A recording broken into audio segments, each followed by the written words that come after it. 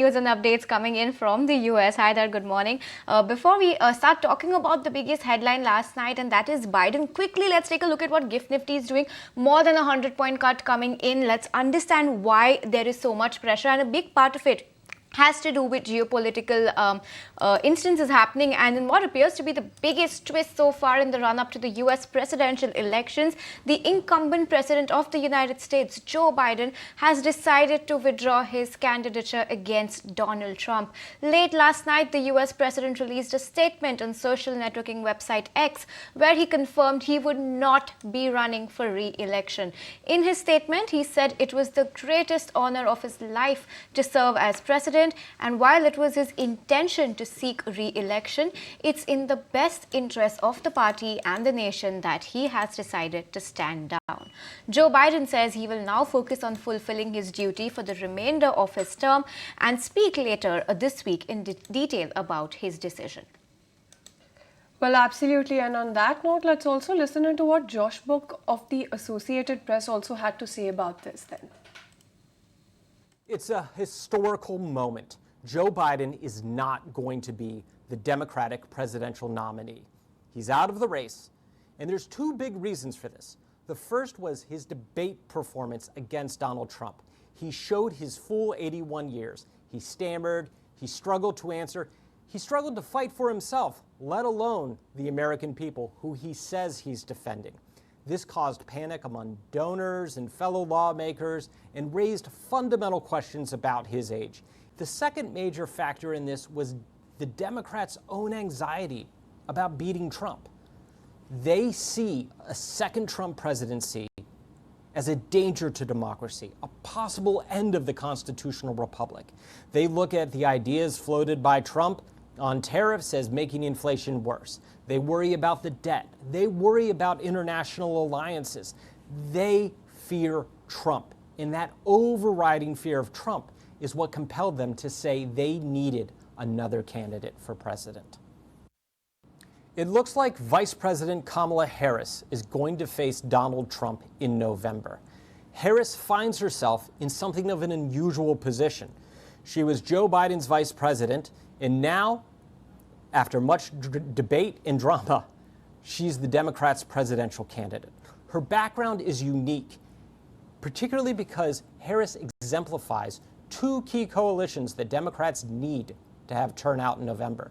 Not only is she a woman, but she's a woman of color with both South Asian and Black heritage. Those groups, women and non-white voters, have been key Democratic coalitions. And this will be a test of her ability to turn them out. We've seen as the campaign got closer that the former California senator and California state attorney general has focused on issues like abortion, on issues like voting rights, appealing specifically to those blocs. That's something of a difference from the start of her time in the Biden administration, when she was more focused on countries in Central America regarding immigration, and kind of going out as a general surrogate for the president. Now, she needs to show that she can take those issues and build on them more and more on issues involving the economy, national security, and climate change. What Democrats say they want is a fighter. And in Harris, they have someone who's had many stare-downs in Senate committee hearings and in courtrooms. But now that stare... Well, Snehi, what really stands out to me is that there was already a lot of pressure building on Biden to bow out of the race. There was a lot of analysis on that, and a lot of people penciling in that he might do this.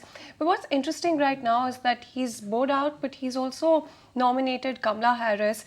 And he's not the only one who's backing Kamala Harris at this point, because you do have Bill Clinton as well as Hillary Clinton, who've also gone ahead and said that they're backing Kamala Harris as well. Staying with US presidential elections, then Republican presidential candidate Donald Trump reacted to Biden's endorsement of Kamala Harris, and he said he believes she will be easier to defeat in November's election than President Joe Biden. Trump and his campaign later also attacked Biden and Harris on social media while saying Biden was unfit to continue serving as president. On social media platforms as well, Trump said that Biden was not fit to run for president and is certainly not fit to serve.